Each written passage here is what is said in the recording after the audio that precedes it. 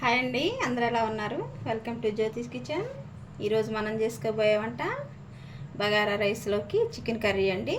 Combination బాగుంటుంది. నేను ఎలా చేస్తానో చూడండి. ఏమేం కావాలో చెప్తాను, వినండి. అలాగే చికెన్ తీసుకొని శుభ్రంగా కడుక్కొని ఉప్పు వేసి నానబెట్టానండి. 2 గంటలు అవుతుంది నానబెట్టిది. దానిలో కావాల్సిన 1 స్పూన్ గసగసాలు, ఒక 6-7 జీడిపప్పులు, ఒక 5 బాదం పప్పు, కొంచెం కొత్తిమీర, అలాగనే కొంచెం కొబ్బరి, ఒక చిన్న కప్పు పెరుగు, అల్లం, చిన్నులపాయలండి, ఒక టమాటా, కొంచెం కరివేపాకు, ఒక పచ్చిమిరపకాయ, 2 ఉల్లిపాయలు, కారం, ఉప్పు, ఆయిల్ అండి, పసుపు. ఎలా తయారు చేసుకోవాలో చూద్దామండి. ముందుగా స్టవ్ వెలిగించుకుందాం. స్టవ్ వెలిగించి కళాయి పెట్టేసుకుందాం. ఆయిల్ వేసుకుందామండి.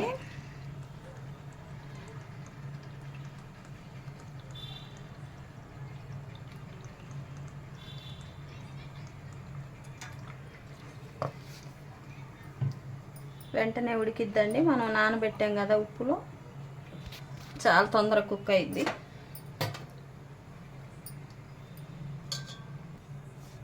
ఆయిల్ వేడైందండి. మనం ఉల్లిపాయ వేసుకుందాం. మీకు ఇష్టమైతే ఒక బిర్యానీ ఆకు కూడా వేసుకోండి అండి. అది వేసుకున్న టేస్ట్ బాగుంటుంది. ఇంకా ఈలోపు ఏగేలోపు మనం మసాలా తీసుకొని వద్దామండి. చూద్దామండి. మనకు ఉల్లిపాయ కూడా వేగుతుంది కదా. ఇవి బాగా కలర్ రావాలండి. అలా లైట్గా వేగితే కాదు, బాగా బ్రౌన్ కలర్లోకి రావాలి. పచ్చిమిరపకాయ వేసేసుకున్నాం.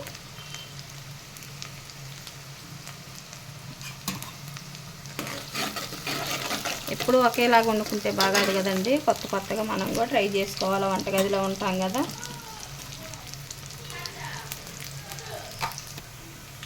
ఇలా బాగా ఎర్రగా వేగాలండి. మనకి ఎగితే కూర కూడా మంచి కలర్ వచ్చిద్ది.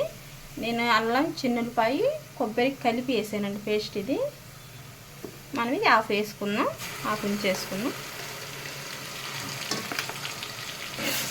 ఇది బాగా పచ్చివాసన పోయేదాకా వేగాలండి. మనం కొబ్బరి వేసాం కదా, మాడిపోకుండా ఉంటుంది కాబట్టి సిమ్లో పెట్టుకొని వేపుకుందాం.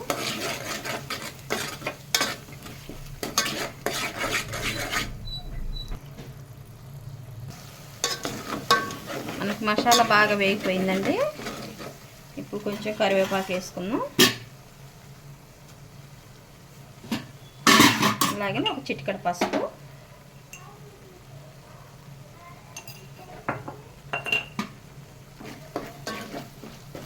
మనకి ఇప్పుడు మసాలా వేగింది కాబట్టి మనం హైలో పెట్టేసుకోవచ్చండి.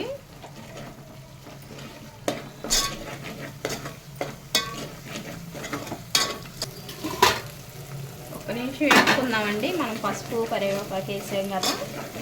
ఒక నిమిషం వేసుకొని మనం చికెన్ వేసేసుకున్నాం.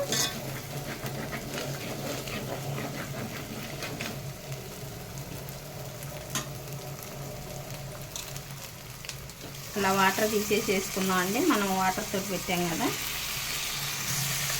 నేను కాల్చిన పొడి స్కిన్ తోడు తీసుకున్నానండి.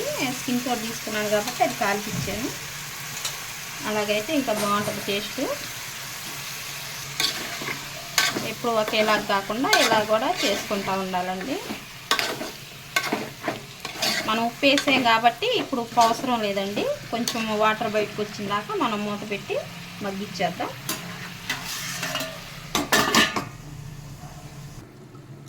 చూద్దామండి ఒకసారి. వాటర్ బయటకు వచ్చాయి కదా. ఈ వాటర్ మొత్తం ఇనికిపోయిందాక ఉండాలండి.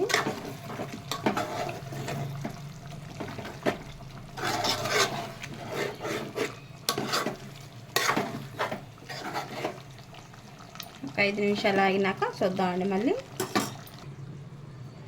మనకి చికెన్ ఉడికేలోపు 5 నిమిషాలు చెప్పాం కదండి.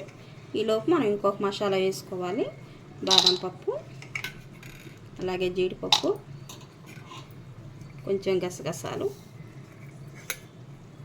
అలాగే పెరుగు కూడా అండి.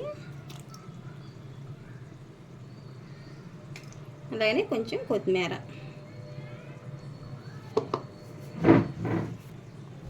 ఇవన్నీ వేసుకున్నాం కదండి, మనం మిక్సీ పట్టుకొని వద్దాం. ఇలా మెత్తగా పైనగా బాగా మెత్తగా అయ్యేటట్టు వేసుకోవాలండి. ఇప్పుడు మనం కూర చూద్దాం. మనకు వాటర్ మొత్తం బయటకు వచ్చేస్తున్నాయి కదా. ఇప్పుడు టమాటా వేసేసుకున్నాం.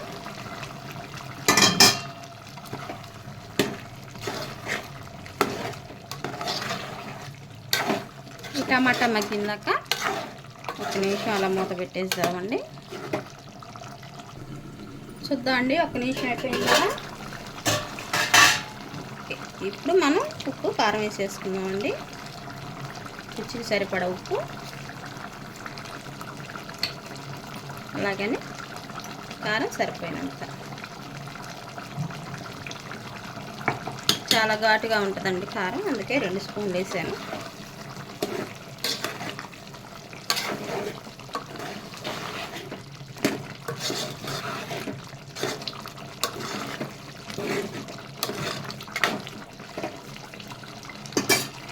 కొంచెం సిమ్ చేసుకుందామండి. ఇప్పుడు మనం పేస్ట్ వేసుకున్నాం కదా, జీడిపప్పు, బాదాము, కొత్తిమీర, గసగసాలు అవన్నీ వేసేసుకుందామండి.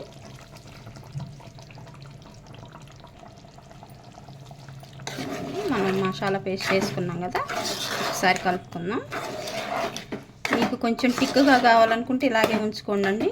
కొంచెం బాగా గ్రేవీగా కావాలనుకుంటే కొన్ని వాటర్ వేసేసుకోండి. నేనైతే వాటర్ వేసేస్తున్నాను.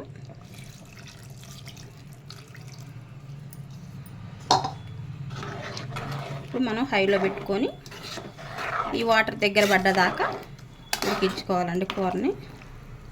మూత పెట్టేసేస్తాను.